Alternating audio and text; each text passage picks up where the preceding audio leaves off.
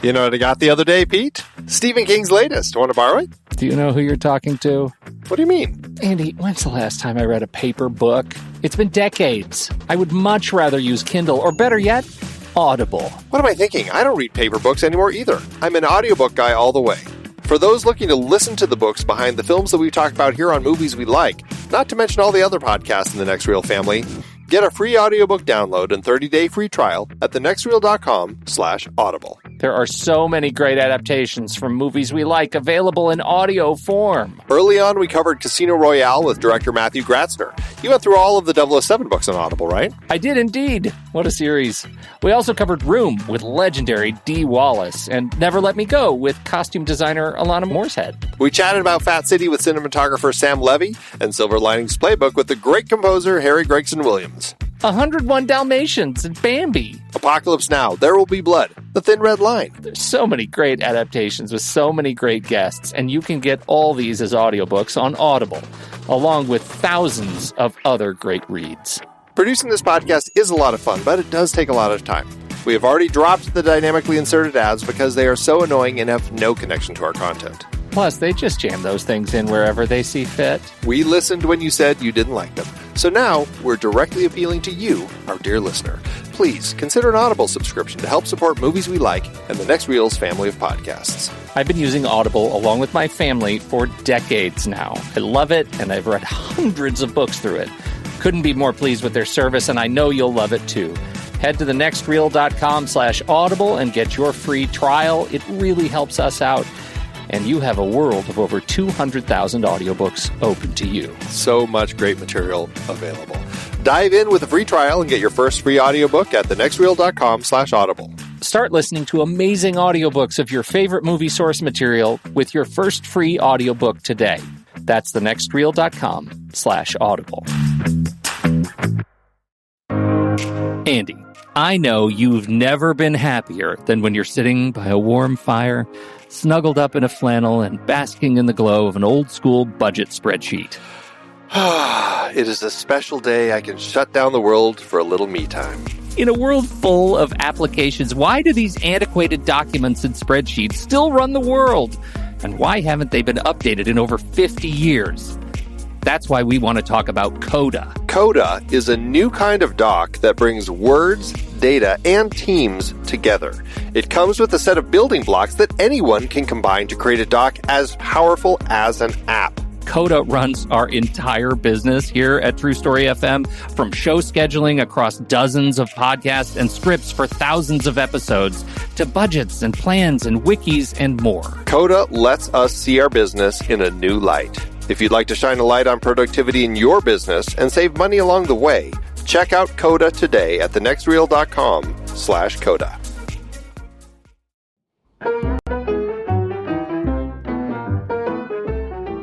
Welcome to the Next Reel Speakeasy, part of the True Story FM Entertainment Network. I'm Andy Nelson, and that over there is Pete Wright. Hello, Pete Wright. Wait, I'm Pete Wright.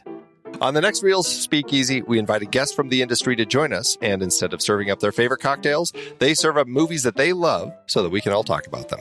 We'd like to welcome our guest to this episode, cinematographer Tami Reiker. Hello, Tami. Hi, how are you? Legendary Tami Reiker. That was, you undersold Tami Reiker, Andy. That's true. Award-winning cinematographer, the first woman to win the American Cinematographer's Award for, I believe it was the premiere episode of Carnival. Is that correct? Yes, that's correct. Carnival. Yes. And certainly somebody who has done a lot of TV, film work. How did you get your start as a cinematographer? Like, what was the thing the impetus in your life that said, that's what I want to do, and got going with it? Well, I started with a passion for still photography. I mean, I did still photography since, I don't know. I think I got my camera when I was 10 and spent the last 2 years of high school in the darkroom every day. And it was funny. I went to a school where you had to wear uniforms. We wore kilts.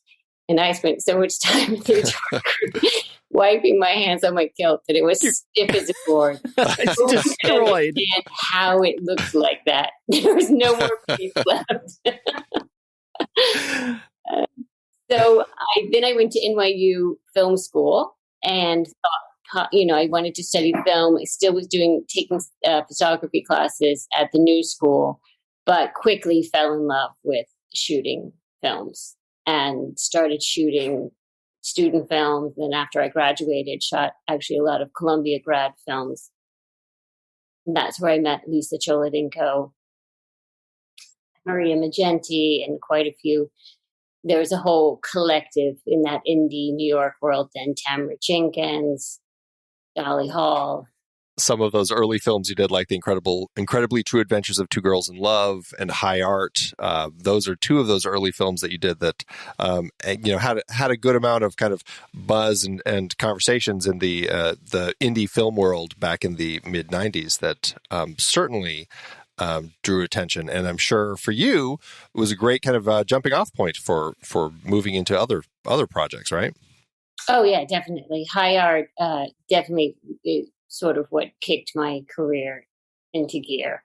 I was shooting a lot of films back in that time period. Also, the indie film world, every band had a music video, and that's where I also got my start. I bought a 16 millimeter camera, an SR1, because I had been working as an assistant professionally just for a little while, and I was like, I don't want to keep doing this. I gotta get this rolling. So I borrowed money and bought a camera, and I would just, I'd be like, you pay me or pay for the camera, either one, or pay neither one. Shot hundreds of music videos all over the world.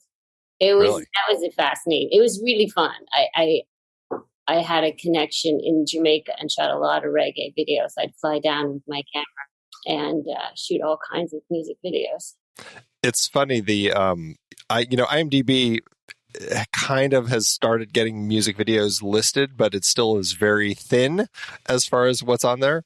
The only one that is on there is the I Miss You video for Bjork. Right. Isn't that funny? Of all, I've shot videos for David Bowie. So many people, and that's the one that ends up, or Lifestyles of the Ramones. Yeah, right. Well, what's so funny is that, like, it invariably, it doesn't really matter how many videos you've done. If there's a Bjork video for a DP, it's going to be in the IMDb page. For some reason, Bjork is like catnip for IMDb. Yes, I love Bjork. That was I have to just tell you a funny story about that shoot. So she had been traveling, as she always, I'm sure, does, all over. And she comes to set, and the director was like, I don't like what she's wearing. And she was like, Tami, why don't you just look at my suitcase? And she opens that. She brings me in the bag. She pops open this suitcase from months of traveling. And she's like, pick something. So I'm rifling through her unwashed clothes. Oh, jeez. The right colored T-shirt for her to wear. It was so funny. I'm curious as we get into specifically, we're going to be talking about this movie, John Cassavetes, A Woman Under the Influence, and it's the movie you picked to talk about. And I'm curious as we sort of lean into that conversation, when you began to use camera to influence story and the way story impacts others. Noticing your work across the ages, there are DPs that shoot the script, and there are DPs that have an influence on the way the story impacts the viewer. And I find very much you are the latter from my experience of watching your work, whether it's TV, videos, whatever. When did you realize you had authority in the storytelling process? That would be High Art. Yeah. Before then, it definitely, on student films and music videos, especially on student films, you're a huge part of it. You are the backbone, the cheerleader, you're like the glue, because there's not very many, your crew is small. So you're the cheerleader for the director. You're like piecing it all together. So you have an influence, but it was on High Art when Lisa and that's where I first really studied Women Under the Influence. We watched that movie like 20 times. We were just in love with that film and that style and how it can be, the camera work can be in a way so simple, but have such a great impact. It's all handheld, and it's just being in the moment and following. I think a lot of times filmmakers get hung up and we have to have dollies and cranes and this and that. And you watch that film and you're like, and you see these pictures from stills from the film and you just see, you know, the cameraman in the corner of the living room, or I think it's Cassavetes in the back of the truck with the kids, with his kids. Right, you know? right. And you're just in it. And that's what I love so much, is just being in it, you know, and following the action. And there's so much movement in that film, you know. As a comparison point, one of the more recent films that you did was One Night in Miami, which also takes place in a space largely. And I think it's just very interesting hearing the way that you describe that and how they captured that with the decision process that you went through, is how you shot that. And you're like, we're in this space, but I really want to put the camera up on a jib arm and have it so it's kind of floating around, as opposed to a handheld option. And I mean, you could certainly have gone that route, but I think that there was something, I don't know, I guess the way that it felt like it put me into the space in the floating. It just felt a little more like, I don't know, less obtrusive. And I don't know if that's the right word, but, you know, I felt like I was more part of the conversation as opposed to like, you know, part of the raw emotion of the scene. Was that an element that you thought about as far as like how you chose that as opposed to something like handheld? Well, Regina and I, you know, that was not, she didn't want it to be handheld, just the boxing, you know, and just the whole time period and the four of them in such a tight space. And then the decision to shoot Alexa 65, which is a very large, heavy camera. But again, I wanted to be in that little space. And so we chose, you know, they're older jib arms. They've been around forever. Just a big piece of steel, but you float and move with them, and it gives the operator the control. You know, you're there to react and to keep shifting the perspectives. And so that, you know, that was, we had these two massive pieces of steel crammed in this little room, and it worked. It was just a dance, and it was you could hear a pin drop after each take. I mean, everyone was so, and we did, again, like Women Under the Influence, they weren't always cut that way, but we did 10-minute takes because the script had so much dialogue. Yeah, it makes sense. And like that dinner table scene in Women Under the Influence, I mean, it just holds for so long. It's fascinating how that's something that like we forget as filmmakers. It's why I love to watch this film with directors before we start shooting, to just remember how engaging it can be just to hold. Let's start talking about that. We are going to talk a little bit about the TV show that you worked on that's going to be airing right around now on Apple TV Plus, Surface, that Gugu Mbatha-Raw is starring in, who you also worked with on Beyond the Lights, a fantastic film. But let's save that for a little bit later. I want to get into this film, A Woman Under the Influence, and just kind of talk about it a little more. This is Mabel. Come on out here, honey. For, you know, everybody, there's Mabel for everybody. Mabel! Mabel's not crazy. She's unusual. Tell me what you want me to be, how you want me to be. I can be that. I can be anything. You tell me, Mabel. Mabel's a delicate, sensitive woman. And the reason I'm worried is that you've been acting a little strange. I wonder if you've been aware of that or not. This is what I call a really handsome face. That's enough. Okay, come on, let's dance. No. Look at this muscle. I never enough. saw such muscles. I bet he didn't fit in his suit. Mabel, Come on. you had your fun, it's enough. Vito Grimaldi. Get your ass down!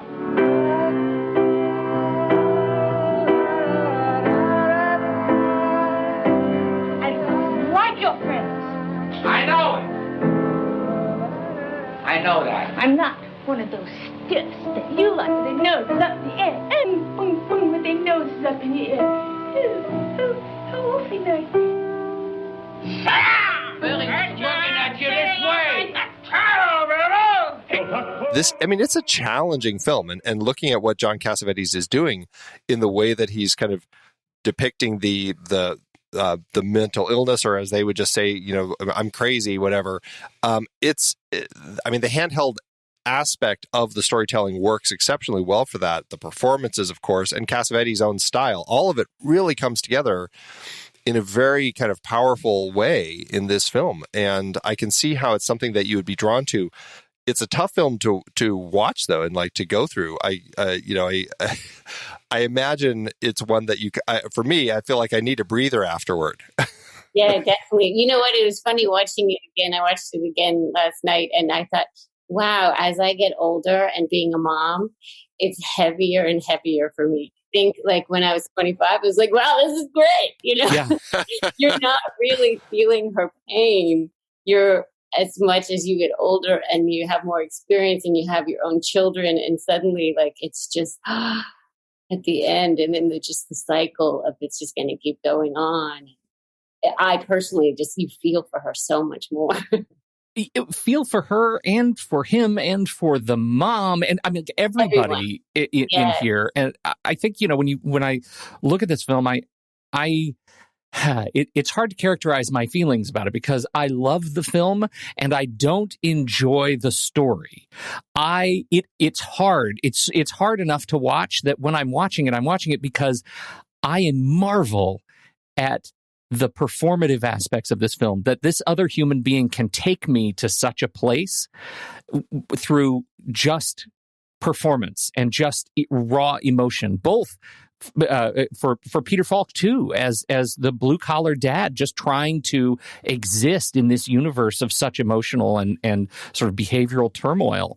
That struggle is extraordinary, and that they capture it with such long lenses is amazing to me, right? Because it's normally I'm looking at these scenes and I'm thinking I'm sort of a part of it, right? I'm the One Night in Miami example is fantastic because I feel when I watch that movie like I'm in there with those guys, right? I'm in the room bearing witness, and this I feel like I'm surveying the family, like I am outside, like outside a window staring past a shoulder, and it is gets to that point I was trying to get to earlier, using the camera to as an agent in the storytelling. This movie nails it just out of the park. And it's just watching it. I mean, so when they're having their fights, and when she slaps when he slaps her in front of the children, but also the in and out of focus, and they're just, people are falling in and out. And sometimes it's so beautiful. She's actually very soft in the background, and she's the one talking,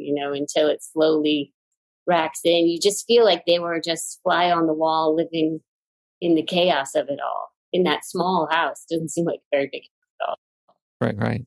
Dining room, bedroom choice. Yeah. That didn't make sense until the closing shot, the credits shot, when the world just sort of resolves back to normal and they start pulling the furniture around. Yes. You start making sense of how the scene is blocked. What is it about that film? Like I'm so curious the reaction that you have with directors when you introduce the film as a way to describe sort of the way you see film. I mean, I would say it's very interesting because at first maybe they're hesitant, like we're not going to do long takes like this, but you're like explaining that it's just that the story can play, and that you can just follow characters and it becomes so alive, as opposed to, like I said, the dolly track and the overs, and characters can speak and you don't have to see their face. We know they're in the room, we can hold.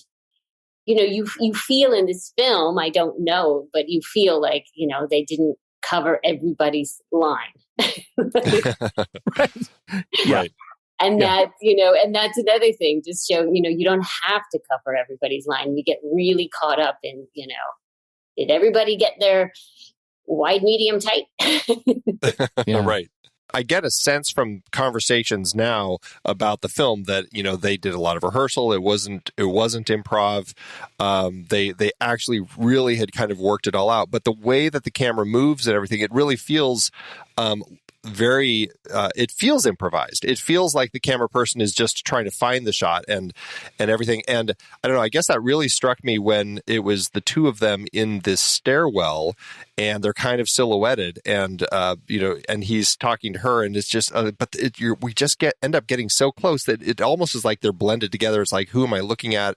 And the way that it was, it just kind of like, you get this sense of these two characters are really kind of the same. It's this husband-wife being that they are. But I don't know, just the way that came together, it was really beautiful in how it kind of portrayed a relationship and the struggles of a relationship, and kind of this whole idea that, we all have a little bit of madness in us. And that was something I found so interesting in the film, is the portrayal of madness and the decision of who's mad and who's not, or who's suffering from some form of mental illness and who's not. And the way that we kind of latch onto her as the person who's really kind of dealing with this sort of stuff, and the decision to send her off to this institution, when you kind of read that everybody has these things. And I think so much of that for me comes partly from the title, A Woman Under the Influence. I mean, because before I had ever seen this film, I always thought it was about a woman who was suffering through alcoholism. It's substance abuse, right? And then when I watched it, I'm like, oh, okay. And then I was like, well, that's an interesting title.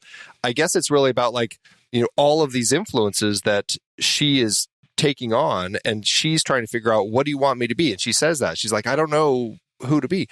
I found that to be such an interesting portrayal of this woman trying to figure herself out, but through the lens of the other people, and how that to them ended up making it seem like she was mad. Right. Through, her parents and her children, and right. Yeah. And her husband and her husband's friends when they come over. Right. And all of their influence on him, telling, that she's crazy. Yeah. Yeah. I was surprised, not surprised, to hear that Cassavetes had originally written this as a play. Because apparently Gena Rowlands wanted to be in something about exactly these pressures on modern women at the time, and then couldn't possibly imagine doing 8 shows a week. And so they pivoted and decided to go for it as a film. That is, one of the things I think is so remarkable about how the film is presented to us is that at no point do I get a sense of proscenium in the house, right? At no point does it ever feel like a play. It feels like I'm living in this house with these people. Do you ever get a sense of that when you look at these adaptations from play to screen? Oh, definitely. And Miami was, and that's so daunting when you first read the script. It was, pages and pages and pages of straight dialogue without a single movement. But again, I don't ever get a sense of proscenium in that in One Night in Miami. Not once does it feel like I'm watching an adaptation. What goes into your head when you're looking at how to shoot it? I mean, a lot of that was working. Kim did a great job of bringing you inside and outside the hotel. Sure. When we were shooting, that was really important us to keep that sense that there was a world outside. So that it didn't start to feel like a play. It was funny when we were starting prep. I said, would it be important for me should I watch the play? Because they had, recordings of it. And they were like, not really, but you can. I watched it and you're like, no, there's nothing. It's so different, Okay. So speaking of directors, and I mean, like you had worked with a number of different directors, but looking at Cassavetes as a director, like when you look at something that Cassavetes has done, what do you, I mean, he's also acted, I mean, he's a very prolific storyteller in all the different fields, but when you look at something like this, what do you feel like as the director he's bringing to the table and kind of putting into this story for you? Oh, I think orchestrating it all. You just imagine how intense that must have been. I almost imagine him like, sometimes when the camera was so, nudging the cameraman or something just to keep the chaos going, or forcing them like, you're going to stand in the stairwell and this is how it's going to be, You feel his hand in it all. And I think in the script too, and that's something that I think that I am fairly weak on my Cassavetes film knowledge. I need to watch more of Cassavetes films, but I find when I do watch them, I enjoy that they have such an intimate, connected feel with the characters. And that's something that I really get out of watching his projects, particularly with Gena Rowlands and Peter Falk, two people that obviously he worked with a number of times. Let's talk a little bit more about the performances in the film. When you watch these two as a husband and wife, like what are you taking away from them as like, what are the performances and what are the actors giving? Well, I mean, this time around, I was just, because usually I'm so in love with Gena Rowlands, and this time it shifted to just Peter Falk's incredible performance, Yeah. I think in your first couple viewings, you're so in awe of her and her character and her tics and her mannerisms and how stunningly beautiful she is. And but this time I was really focusing on Peter Falk, and it's just incredible, his acting and those slaps that just still come out of nowhere, just so jarring and feels so violent. It's funny, you would look at the title of the film, A Woman Under the Influence. It's like on second viewing, you realize everyone's under the influence. Like he doesn't know how to support her and this family anymore, right? You just feel him running out of just sort of institutional gas. Yes. Oh, and when he's in the truck giving the kids beers and you're... Oh, God, the way he's like, we're going to go to the beach. And he's just dragging them to the beach. There's no joy. And the principal, like watching them being loaded into the back of the truck. Right. It's just awful. It's like everyone in this movie feels put upon by the weight of life, right? And it is. And when he's dragging the mother into bed, get in the bed, and he was just like this, like look on her face, like the whole family's crazy. And that comes across, something that we would do periodically on the show that I think is interesting is we would call it first shot, last shot, where you look at like the first and last shots of the film. It's always a little tricky, but I do think it's interesting as to like how a filmmaker decides this is how I want to start the film and this is how I want to end the film. I think that I think there's something, obviously they have to make that decision in the context of the story at some point. And for this film, Cassavetes kind of starts with Nick at work. We see him and all of his crewmates, like they're laying the pipes in the waterway, doing some sort of work as to what they do. And you hear it starts off with some opera, and then it kind of turns into some of the kind of the piano music. And so we get a sense of Nick's like external world. And I thought it was interesting that we start externally, and then at the end of the film, we end with the two of them, Nick and Mabel, as they're putting their room together. We've already kind of mentioned that, but it's like they've gone through the horrific dinner where they had to boot everyone and all that, and they're starting to kind of like they've reconciled. And they're kind of putting everything together. And I love especially the moment where Nick kind of shuts the doors on us, on the camera, it's outside, shuts the curtains, and we're kind of seeing the last few shots of them separated from us as they're kind of reconnecting and everything. But I found that to be such an interesting way to kind of start in the film. Did you have any thoughts on that as to like the structure of that?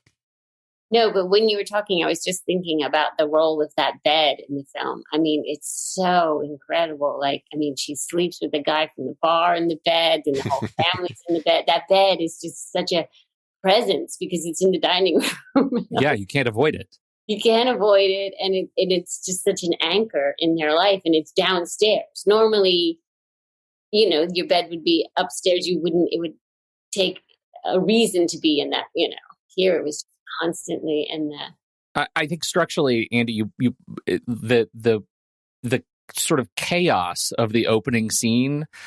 There's water everywhere. You can feel Falk's just feeling just awful about himself, that he had made this promise that he was going to be at home with his wife, that he was going to but now he can't because, he's the foreman of a construction crew and the world does not wait for dates.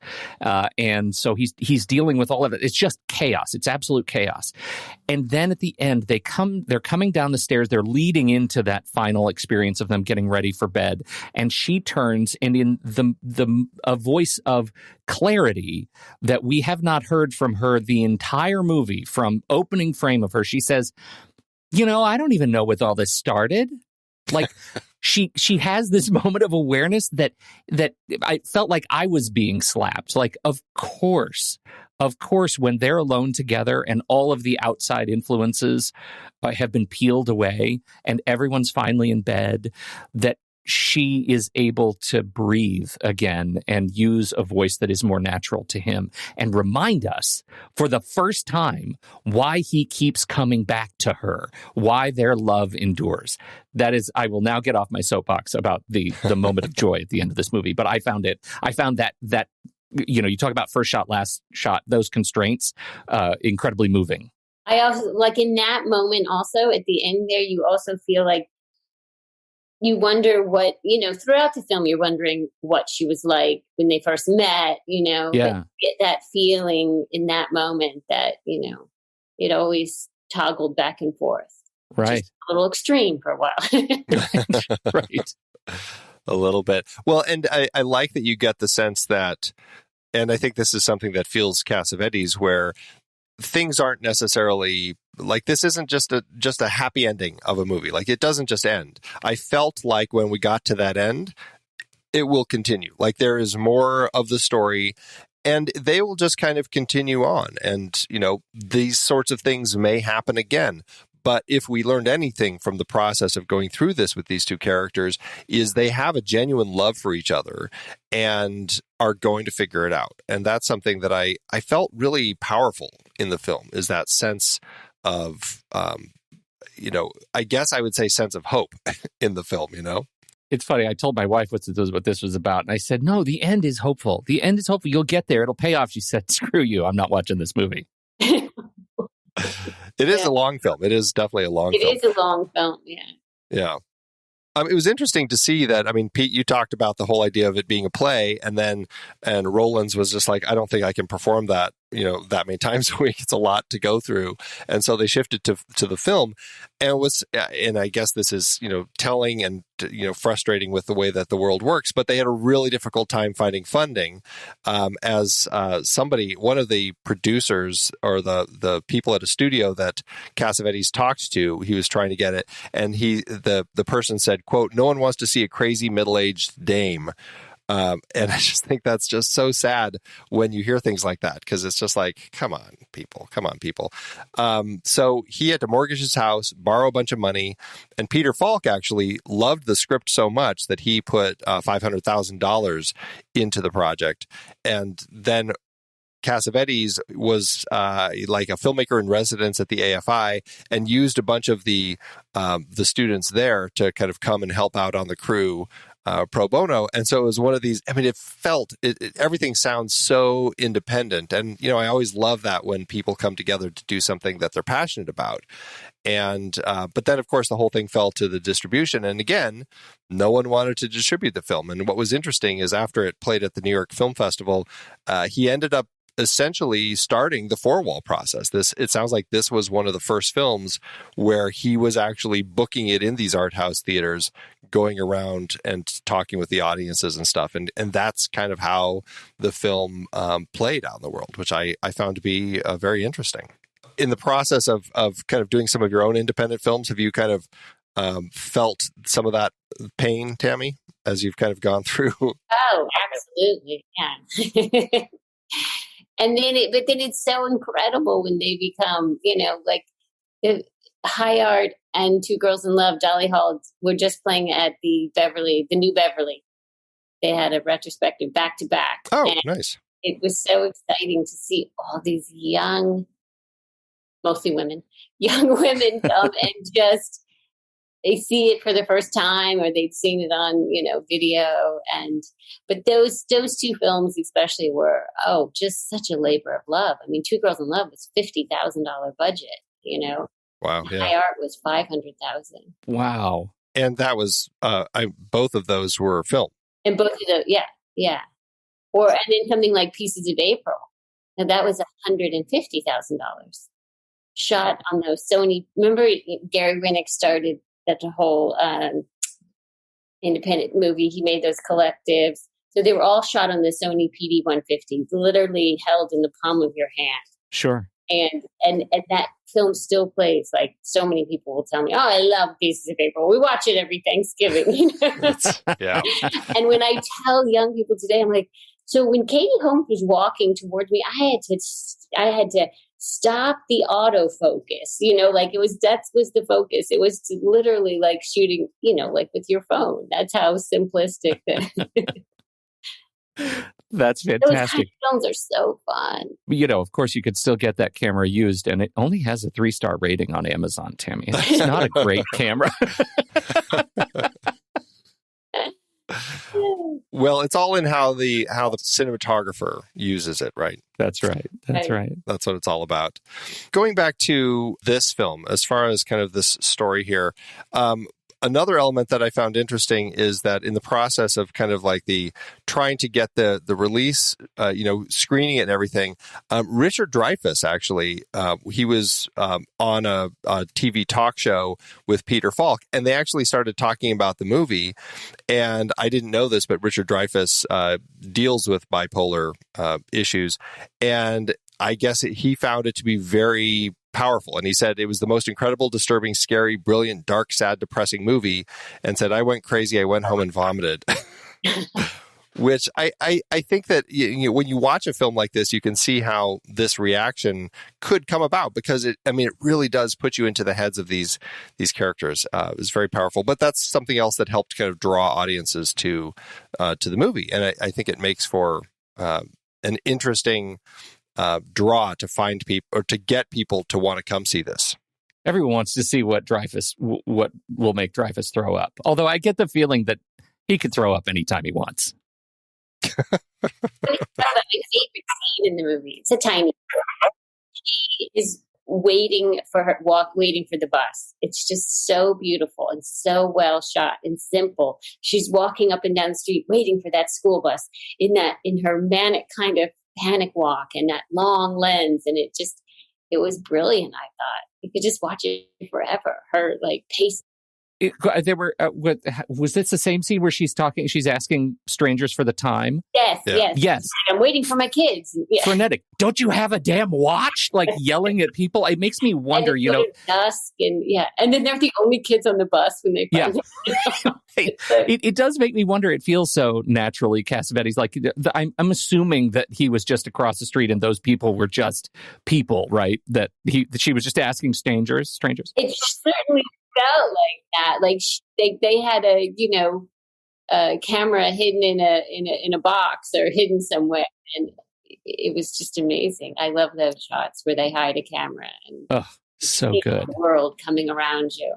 Those two women were actually friends of Gena's. So they play the extraordinary stranger part very, very well. I would add one of the things you said earlier, Tami, is just how long Cassavetes waits for these shots. It's just like that dinner table shot, how long it is. The other thing, he operates at the other end of the spectrum too, and the way he handles cutting is extraordinary. That doctor scene when they're trying to sedate her and she keeps raising her fists and punching and all that, it's so fantastic. The final shot of that scene, the doctor says, I have a paper here that says, and he cuts. And that is another scene that feels like, somebody just slammed on the brakes and the seatbelt's locked up for me, because of course I know how they're going to finish that sentence. Right. Of course they've built up to that perfectly, but they don't let us see it. And it's a magical bit of treachery, like visual treachery, that just works. Well, and speaking of those scenes, I think both of these scenes are powerful examples of just what the actors are bringing to the table. I mean, watching her go through both, and they're interesting contrasts in scenes, because in the manic kind of like panic that she has when she's waiting for her kids on the street, there's like this sense of real like confusion and like, what is going on with the world? Where's the bus? And like it almost is like, there's this sense that she thinks like, did my kids get on the wrong bus? Where are they? Like, she is so panicked about it. And she's just waiting for the regular bus to arrive. And it's interesting the way that plays in comparison to that scene that you were just talking about, Pete, where she is actively kind of being like attacked and like held down so that they can take her away and sedate her and stuff. Right. And it's cornered. Yeah. Yeah, she's very much cornered, and it's horrific. And actually that scene plays really interesting. The way that I loved Peter Falk and the kids in that scene. How he cannot get those kids to leave the mom, and he keeps like grabbing the kids and taking them to their room, and they keep running back to her. And, but the way that he had to like figure it out and come around to the different way to approach the scene with the kids and have her come up, and it's just like everything. It was masterful the way that story unfolded through that, and the way that the actors, and this is something that I think Cassavetes really knows how to do, is to allow a scene to play where the actors go through so many ranges over the course of it. It was a wild ride for sure. Can we talk about new stuff? Yeah. Do we get to talk about new stuff? I'm very excited for the new stuff, Tami. So what was we're going to shift for a little bit now. We're going to talk what Tami is working on, or what you just worked on, and it's actually going to start airing, as I said, on Apple TV Plus around the time this airs. It is the show Surface. Do you want to tell us a little bit about this? Yeah. So Surface stars Gugu Mbatha-Raw, who I worked with in Beyond the Lights, and she actually recommended me. And I had a Zoom interview with Sam Miller, and who I loved. I May Destroy You. So I was so excited to meet him. And he is just so creative, and so really wanted this to be visually different and handheld, and even though it was an elevated, very stylish world they lived in, he really wanted it to try to push it to the extremes to capture what she was feeling. She's a woman who has lost a significant part of her memory due to an accident, and so now she's back in the world, but is not quite sure who to trust her best friend, her husband. She's not sure if the story that they're telling her, she doesn't remember anything. So she's putting the pieces together by what they tell her, what her life was like. And her life was very fancy and in beautiful clothes and beautiful home and country house. She doesn't quite feel that she's that person.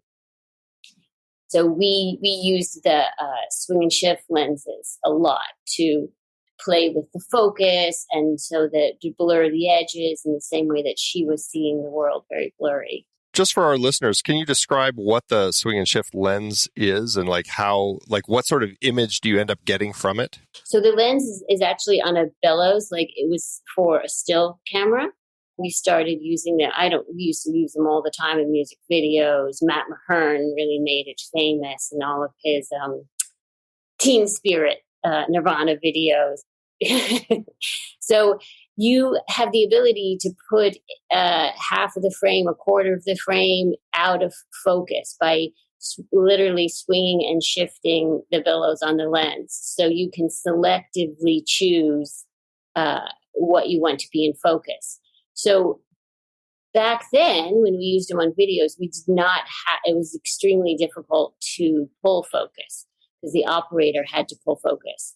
So until recently, amazing camera assistants have devised a way that they can pull on their Prestons, their remote focus, because now these days we stare at a monitor. We don't pull off the lens. The assistant stares at a monitor and pulls focus. So that was really a game changer for using it more in narrative.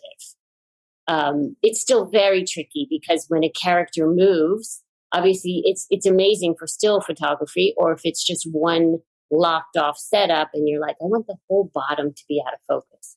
Okay, but now when I walk closer to you, suddenly my whole face is out of focus. So, but now having the ability to pull focus and keep changing which part of the lens is out of focus has made it's still tricky. There was still definitely moments where you'd play back a take, you're like, well, her mouth was completely open. You can see someone, it's hard to see someone talking for too long with their mouth is just completely out of focus. Yeah, suddenly it's not art anymore. Right. You're focusing on that, just one. I'll tell you that using that swing shift lens was the first two episodes is extraordinary, and the way it captures, if you can't place where you might have seen this in use. Consider, when you see a shot where a cityscape looks miniaturized, right? For those who are listening, that's another sort of trait. When you use this lens on a landscape, you can, create that miniature look. It's really great for, I use it for architectural photography, allows you to shoot really tall buildings and make sure everything's in focus. It's really great. But a big film example would be Social Network of the boat race. The boat race in that was done. Little tiny boats. Yeah. Which is amazing. The range of use of that lens in these first 2 episodes is extraordinary, Tami. I was forehead smacking myself. I kept thinking, she is so bold to be playing with this. I cannot imagine that was Sam. Every time I would, because, you think at any moment someone's going to be like, enough of this. Yeah, right? Like, word came down from Apple. Well, but in context of the story, and this is why I was like, of course they chose this method to be a part of this story about this woman who is dealing with this amnesia and not being able to remember everything prior to this accident. I'm like, it was such a smart way to inform us of this kind of this closed view of the world that she has. Like, she just can't. There's nothing out there. And I found that to be so interesting. And there are some shots that just are really striking in the way that she feels so separated from everything, the way that you were using that lens. I mean, it was really exciting to see. Yeah. The more we would usually shoot, 2 cameras, one with we use the tribes, the Blackwing 7s, these new ones. They're old glass and refurbished so they pull focus easily and there were such a beautiful match to that. But every time Sam and I would be looking at the monitor, we would only be watching the swing and shift. We'd be like, it's amazing. It's mesmerizing, especially when we were shooting the exteriors of San Francisco. Oh, so luscious. We rented a double-decker bus for a day to do so many without actors to do, and it would just miniaturize the city. We were just like, wow, especially as the sun was setting and you're on those hills. Yeah. It could bring something in the background so close to you that it looked like a miniature set. Yeah. It really is perfect for the set of the story. It makes San Francisco come alive in a way that I've never seen quite that way. Like, you see these movies and shows that transform cities that I am quite familiar with and make it something new. And I think that's one of the things that you're able to do here. Yeah, those lenses in Chinatown were so cool. So cool. Cool. We also used a lot for when she's seeing when she's waking up in the hospital and her husband is out there. We both love the diving bell, butterfly and the diving bell. What is it called? Diving bell and the butterfly. Yeah. So I read that Julian Schnabel used his own eyeglasses. So I had the prop department go and get me all these different eyeglasses. So prescription. So I found the ones with the biggest ones, and I would put those in front of the lens and just be twisting it when she was waking up. And when she was on the gurney, I was running with the gurney, twisting it. And again, I kept looking back at Sam. I'm like, waiting again for someone to be like, enough already. Enough. Apple said stop. Nobody did. It's fantastic. I love a comment on reflecting on working with Apple. This feels very much like you're already in the MCU, right? You've got your Cloak and Dagger credit, which was a great episode, and now you're working for Apple. It's a brave new world. These streaming services. What's your experience working on a show like this? Well, I mean, Apple was really fantastic. They were very, they care very much about the visuals and to be interesting and strong. And, all the Apple shows are.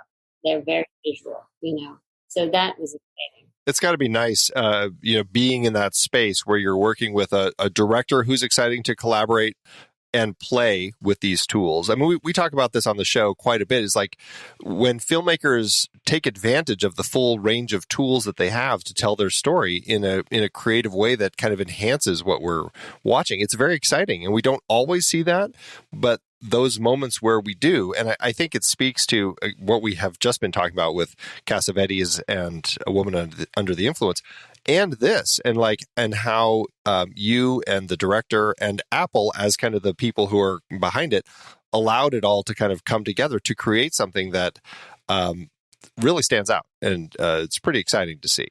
Yeah. After this, what are you working on now? Do you have something else that's in the pipes? Yeah, I'm starting the morning show, season 3. Have you done you haven't done any of the morning show yet? No. Oh, I'm very excited to see you on the morning show. Can you tell me a little bit about how it works? How many? So you just did 2 episodes. You did the pilot and episode 2 of Surface, and how does that work in terms of you defining the look of the show, and then how does that work with you coming on a show like the morning show that already has a strong sort of visual? This will be the first time I've come on to a show. Really? Yeah.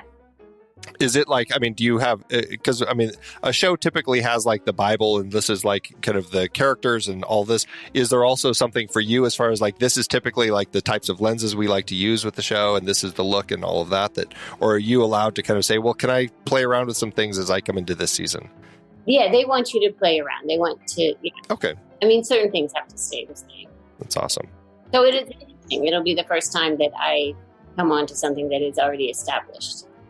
I'll tell you, Tami, we think you're extraordinary. Thank you so much for hanging out with us. Fun. You have an amazing eye, and just the stuff that you capture and the projects you've worked on, it's all just very exciting and such interesting projects. So keep it up. Do you have a website or any place where people can look at the stuff that you've done, or I don't know, do you use social media that you post photos or anything? My website is on DDA Talent. Gotcha. Okay. We will put that in the show notes, and I guess that's everything. So, Tami, thank you so much for joining us today. Thank you. We had a wonderful conversation. For everybody else out there, we hope you like the show, and we will see you next time here in the Speakeasy.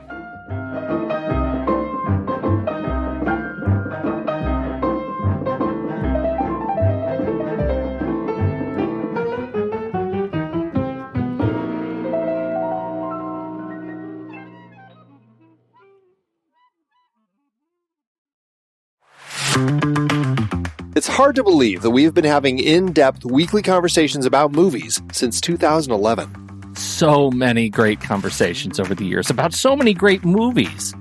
All that said, producing this show week after week requires a ton of work behind the scenes. Becoming a Next Reel member gives you access to all sorts of additional and exclusive content. Plus, you're helping us keep the lights on. Just head to thenextreel.com/membership, where you can learn more about becoming a member, which costs a measly $5 a month, practically the same as one fancy coffee drink. And you get so much more. Every month, we record a bonus episode exclusively for members. Those episodes cover movies from whatever series we're covering at the moment, or add to previous series. Some movies we've covered that only members get to hear us discuss include The Blues Brothers, The Russia House, Naked Lunch, Independence Day, The Hot Rock, and Relic, the better one.